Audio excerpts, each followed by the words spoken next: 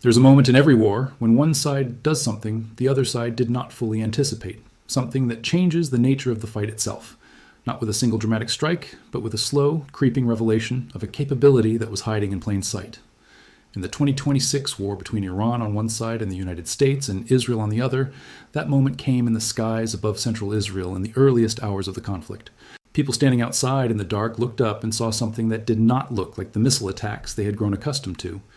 Instead of a single bright streak cutting through the night, they saw dozens of small glowing specks separating from a central point and fanning outward across the sky. Orange, flickering, raining down like a slow-motion firework over cities of millions of people. What they were seeing was Iran's most consequential military adaptation in decades. They were looking at cluster munitions mounted on ballistic missiles, and what made the sight so unnerving was not just what these weapons did in that moment, but what they revealed about how Iran had quietly, methodically prepared for a war that everyone knew was coming but few understood on Iran's terms. To understand why this weapon shocked Israel so deeply, you have to first understand the context in which the 2026 war began. The conflict did not appear out of nowhere. It was the culmination of years of escalating confrontation, a previous 12-day war in June 2025 in which Israel and the United States had already struck Iranian nuclear and military facilities with enormous force, and months of fragile diplomacy that ultimately collapsed in February 2026 when talks in Oman failed to produce a deal. On February 28, 2026, the United States and Israel launched a massive joint operation, known in American military planning as Operation Epic Fury, and in Israeli parlance as Operation Roaring Lion, targeting Iran's nuclear infrastructure, its missile launchers, its military command structures, and ultimately eliminating Supreme Leader Ali Khamenei himself in a targeted strike on a compound in Tehran. The scale and ambition of the attack reflected a belief in Washington and Tel Aviv that Iran could be decisively broken, its defenses shattered, its regime destabilized, and its nuclear program permanently dismantled. What happened instead was something far more complicated, far more expensive, and in many ways far more instructive about the limits of conventional military power when faced with an adversary that has spent decades preparing precisely for this scenario. Iran's response began within hours of the initial strikes, and it included something that immediately alarmed Israeli defense officials. From the very first day of the war, Iranian ballistic missiles were arriving over Israeli cities carrying not a single explosive warhead, but a dispersal mechanism that opened at high altitude and scattered dozens of individual explosive submunitions across enormous swaths of territory. These were cluster munitions, weapons that the world's major military powers have long recognized as particularly dangerous to civilian populations because of their wide area effects, their indiscriminate nature, and the long shadow of unexploded ordnance they leave behind long after a conflict ends. Iran had used them once before, briefly and experimentally, during the 12-day war of June 2025, when a single missile carrying cluster submunitions struck central Israel near the town of Azor and damaged a home without causing casualties. At the time, Israeli military analysts took note but classified it as a limited test. What they could not have fully anticipated was the scale on which Iran would deploy this capability if a full war ever came. By the 10th day of the 2026 war, Iran had fired approximately 300 missiles at Israel, and of those, nearly half carried cluster submunitions. The numbers quickly became staggering in their geographic implications. A single conventional ballistic missile, however terrifying, threatens a relatively defined area around its point of impact. A cluster munition-equipped missile is an entirely different proposition.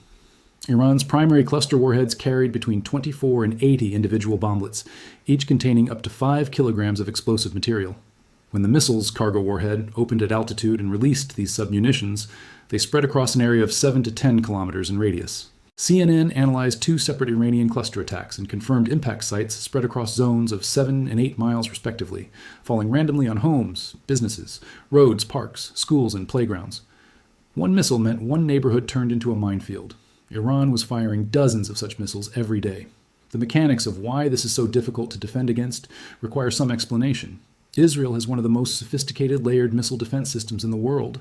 The Arrow Interceptor system, developed jointly with the United States over decades, is designed specifically to intercept and destroy long-range ballistic missiles at high altitude before they enter the atmosphere.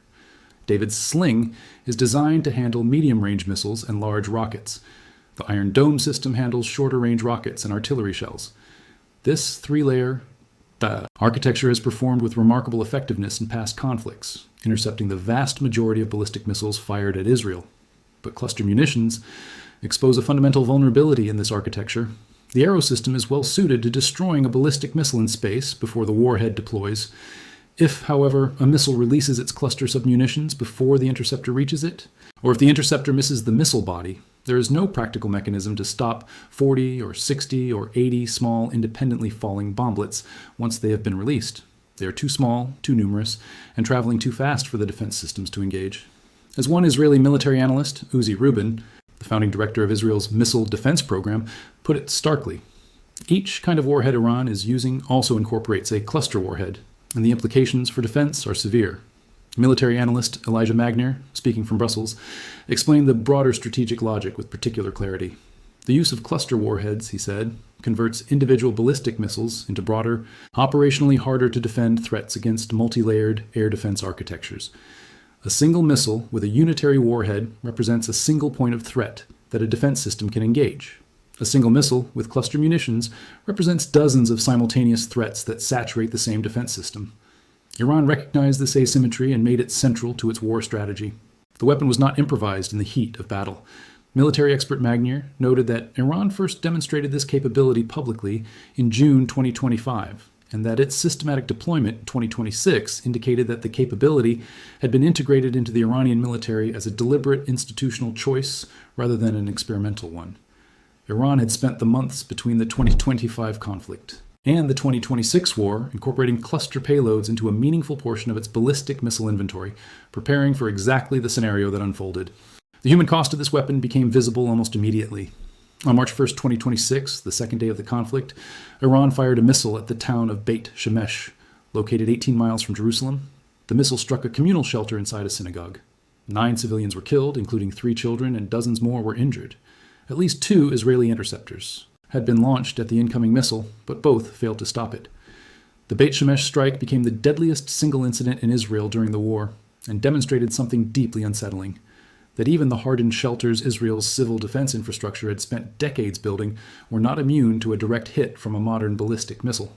Sirens had sounded, but the warning came too late for the 90 seconds that Israeli emergency protocols assume residents need to reach shelter.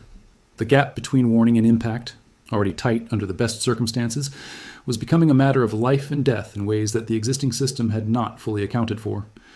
The attacks continued with relentless rhythm. On March 8th and 9th, cluster munitions wounded multiple civilians across central Israel, with impact sites spreading across at least 6 different locations simultaneously from a single missile.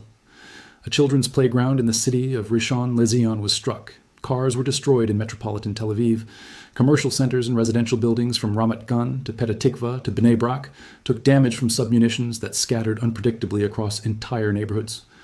On March 17th, Iran assassinated Iranian security chief Ali Larijani, or rather Israel assassinated him in a targeted strike, and within hours, Iran fired a revenge barrage of cluster missiles at central Israel. 2 elderly residents in their 70s were killed in Ramat Gan.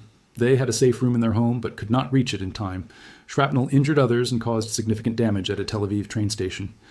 By early April, Israeli emergency services were scanning multiple locations simultaneously across 5 different cities after a single Iranian missile created more than 10 separate impact sites from its bomblets. Human Rights Watch, reviewing open-source material from the conflict, documented at least 8 separate cluster munition incidents between March 1st and March 20th alone, and verified 3 of them through direct investigation. The organization declared Iran's repeated use of cluster munitions in populated areas a violation of the laws of war, and said it may amount to war crimes. Amnesty International echoed this, calling the attacks a flagrant violation of international humanitarian law, and stating that cluster munitions are inherently indiscriminate weapons that must never be used in civilian areas. The Arms Control Association went further, describing Iran's targeting decisions as deliberate, with Iran appearing to launch cluster warheads specifically at residential neighborhoods. None of this condemnation changed anything on the ground, partly because neither Iran nor Israel nor the United States has signed the 2008 Convention on Cluster Munitions, the international treaty that more than 100 countries have ratified. All 3 parties to the conflict had, in different contexts and for different reasons, declined to bind themselves to that prohibition, and that legal vacuum was now fully exposed. The weapon created an additional long-term danger that received less attention in the immediate news cycle, but was no less serious. Submunitions fail to detonate on impact far more often than conventional warheads. The unexploded bomblets that did not go off on contact remained scattered across Israeli cities, parks, sidewalks, and parking lots acting effectively as landmines waiting for a child or a civilian to accidentally trigger them. Israel's Home Front Command began distributing flyers warning residents not to approach any unexploded ordnance, and emergency services were tasked with locating and neutralizing hundreds of individual submunitions across the urban landscape. The open-source munitions portal, which authenticates publicly available images of weapons, published multiple photographs of unexploded Iranian submunitions found across Israel in the first weeks of the war. Some of these munitions were identified as consistent with the Zelzal ballistic missile, which Iranian media has confirmed can carry up to 30 unguided submunitions, each weighing 17 kilograms. Others appeared to come from the Zulfiqar short-range system and from variants of the Khorramshahr medium-range ballistic missile, which in its most heavily armed configuration can deploy up to 80 bomblets from a single warhead. But the strategic dimension of this weapon extended far beyond the immediate casualties and the debris left on city streets. The deeper danger that military planners on the Israeli and American side grappled with was the weapon's effect on the economics and sustainability of air defense. Every Arrow 3 interceptor costs many millions of dollars and takes years of industrial capacity to produce. Every Iranian ballistic missile, even a relatively sophisticated one, is cheaper to build than the system required to stop it. This cost asymmetry is a fundamental feature of missile warfare that defense planners have worried about for decades. Cluster munitions made that asymmetry dramatically worse. A single Iranian missile with cluster munitions could compel Israel to fire 2, 3, or even more interceptors in an attempt to destroy it before its payload dispersed. If the missile evaded interception and released its submunitions, Israel then faced not one threat, but dozens of simultaneously falling bomblets against which its defense systems could do nothing. The math was brutal. Iran was depleting Israeli and American interceptor stockpiles faster than those stockpiles could be replenished. By mid-March, less than 3 weeks into the war, Semaphore reported, based on conversations with American officials, that Israel had informed the United States it was running critically low on ballistic missile interceptors. Israel had entered the 2026 conflict already depleted from expenditures during the June 2025 12-day war. The first 100 hours of Operation Epic Fury alone had consumed enormous quantities of interceptors. Reports from the Bulletin of the Atomic Scientists indicated that the United States may have burned through more than 30% of its total Thayadi interceptor stockpile in the first 4 days of the conflict, and that restoring those stockpiles would take many years of production capacity to rectify. The financial burden was staggering in both directions. Iran's Shahed series drones cost between $20,000 and $50,000 each. Intercepting them cost millions per shot. Iran understood this equation perfectly, and cluster munitions represented a way to make the ratio even more punishing. The International Crisis Group, analyzing Iran's strategic posture in mid-March, described Tehran's approach with precision. Iran, the group concluded, had settled in for what it believed could be a campaign of attrition in which it held, if not a winning hand, at least not a losing one. Iran appeared to believe that the costs of the conflict would increase for the United States and its partners as stocks of air defense systems, particularly ballistic missile interceptors, were depleted. This was not the strategy of a country expecting to win a conventional military confrontation against the combined power of the United States and Israel. This was the strategy of a country that had concluded it could survive such a confrontation and impose costs high enough to eventually force a negotiated end to the conflict on terms it could live with. Cluster munitions were central to that calculation. They were the mechanism by which Iran could make each of its diminishing missiles count for more, spreading damage more widely, forcing more interceptor expenditure, and sustaining psychological pressure on the Israeli civilian population even as Iran's overall missile launch rate declined due to the destruction of launchers and storage facilities. The psychological dimension of the weapon deserves its own attention. N.R. Jensen Jones, Director of Armament Research Services, analyzed the design characteristics of the Iranian cluster submunitions and reached a conclusion that cut to the heart of the weapon's purpose. The design of these munitions, he said, seemed to scatter submunitions so widely as to suggest they were built purely as weapons of terror, scattering explosive cargo indiscriminately over a wide area. The ongoing use of cluster munitions, he added, was likely intended to have a primarily suppressive and psychological effect, with Iran seeking to wear down Israeli resolve and impose economic and social costs by forcing people to continually shelter from attacks. This analysis captured something important. The weapon was not primarily designed to destroy military targets. It was designed to make normal life impossible in Israeli cities, to fill the air raid siren alerts with genuine unpredictability, to ensure that every alarm carried with it the knowledge that the incoming threat might not be one missile striking one location, but 40 bomblets raining down across an entire urban district. Iran's broader asymmetric strategy, of which cluster munitions formed the most visible component inside Israel, also included a range of other pressure points that compounded the difficulty of the conflict for the United States and its allies. Iran effectively closed the Strait of Hormuz, through which approximately 20% of global oil and gas supplies pass, causing Brent crude oil prices to spike past $100 a barrel and generating fears of a global energy crisis. Iran targeted civilian infrastructure, including airports, desalination plants, and oil depots with drone strikes. It attacked U.S. military bases across the region, targeting installations in Qatar, Iraq, Jordan, and the Gulf. It fired missiles at several Arab Gulf states, many of which hosted American military assets, and had sought to deepen relations with Iran's neighbors in recent years. According to the Center for Strategic and International Studies, the first 100 hours of Operation Epic Fury alone cost the United States approximately $3.7 billion, mostly from unbudgeted emergency expenditure. The financial, logistical, and political costs of the conflict were mounting in every direction. And yet, within this context of enormous scale and complexity, it was the cluster munitions falling on Israeli cities that captured something essential about the war's nature and Iran's strategic thinking.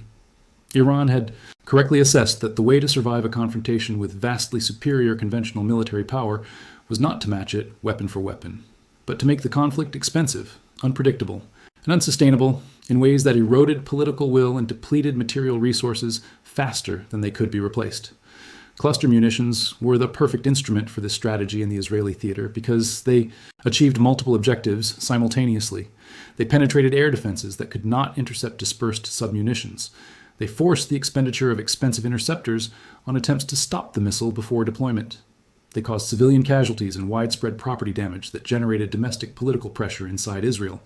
They contaminated urban areas with unexploded ordnance that persisted as a threat long after the attack itself.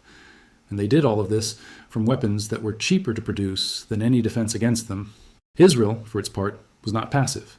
It accelerated production of Arrow interceptors with an urgency that reportedly involved recruiting dozens of workers from the ultra-Orthodox Haredi community in Israel to staff expanded production lines at defense manufacturer Elbit and at other facilities. It struck Iranian missile launchers, storage facilities, and production infrastructure with relentless intensity, and together with American forces, it was credited with destroying as many as 3/4 of Iran's operational missile launchers by the war's later stages.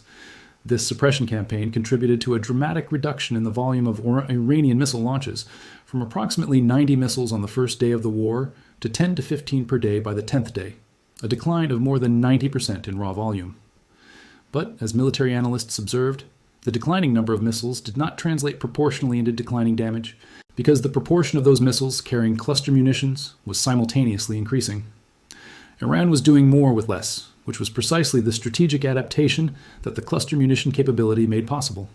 A conditional ceasefire was eventually declared on April 8, 2026, following weeks of extraordinary violence, economic disruption, and diplomatic activity involving Pakistan as a mediator. The ceasefire did not resolve the underlying conflict and left numerous problems to fester. As the International Crisis Group noted, Iran had installed Mojtaba Khamenei, the son of the slain supreme leader and considered a hardliner, as the new supreme leader, closing ranks rather than collapsing as American planners had hoped. Talks continued with fundamental uncertainty about their eventual outcome. The ceasefire gave Israel a breathing space to attempt to restock its depleted interceptor supplies, but experts noted that a month-long pause was nowhere near sufficient to replenish what had been spent. If hostilities resumed, Israel would be facing Iran's remaining missile arsenal, including its cluster munition-equipped missiles, with interceptor stocks at a fraction of their pre-war levels. What the 2026 war with Iran ultimately revealed about cluster munitions on ballistic missiles was not simply a story about a particular weapon. It was a story about how a determined adversary, lacking air superiority and facing an opponent with overwhelming qualitative military advantages, can still identify and exploit a fundamental asymmetry in modern warfare. Iran had watched Israel and the United States build one of the most sophisticated layered air defense systems in human history. It had concluded correctly that the way to defeat it was not to match it directly, but to find the seams, the gaps between what interceptors could stop and what they could not, the gap between what expensive defense systems could cost and what cheaper offensive weapons could force defenders to spend, and the gap between the psychological tolerance of a democratic civilian population and the sustained pressure of a conflict with no clear end in sight. Cluster munitions threaded all of those needles simultaneously. The weapon that rained orange fireballs across the night skies of central Israel was not a surprise in the sense of being previously unknown. Iran had shown it before. But the scale, the deliberateness, the systematic integration into the missile inventory, and the devastating clarity of its strategic logic. All of that shocked observers who had assumed that Israel's defenses, formidable as they were, provided a level of protection that would constrain Iran's ability to impose costs on Israeli society. Those assumptions were wrong, and the cluster munition-equipped ballistic missile was the weapon that proved it. The sky over Tel Aviv and Ramat Gan and Bnei Brak had become a different kind of battlefield than anyone had quite prepared for, and the glowing specks raining down through the darkness were Iran's most honest statement about how it intended to survive and fight back against a world-class military coalition that had, by any conventional measure, overwhelming advantages on its side.